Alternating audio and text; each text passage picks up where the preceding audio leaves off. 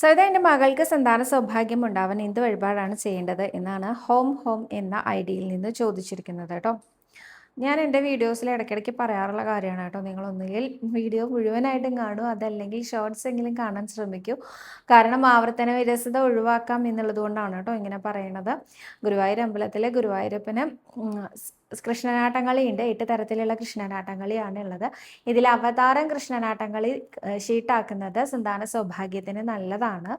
ഇതേമാതിരി തന്നെ സന്താന ഗോപാല മന്ത്രം ചൊല്ലി നമസ്കരിക്കുന്നത് വളരെ വളരെ നല്ലതാണ്. ഇനി സന്താന ഭാഗ്യത്തിനാണ് എന്ന് പറഞ്ഞുകൊണ്ട് എന്ത് ഭഗവാന് കൊടുത്താലും നല്ലതാണ്.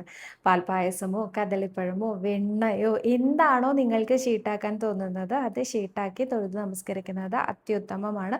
ഒപ്പം മുടങ്ങാതെ ഈ സന്താന ഗോപാല മന്ത്രവും അതുപോലെ തന്നെ നാരായണീയത്തിലെ 37, 38 ദശകങ്ങൾ ചൊല്ലി നമസ്കരിക്കുന്നതും സദ്ബുദ്ധിയോടുകൂടി ആരോഗ്യത്തോടു കൂടിയുള്ള കുഞ്ഞുങ്ങളുണ്ടാവാൻ വളരെ വളരെ വളരെ നല്ലതാണ് കേട്ടോ.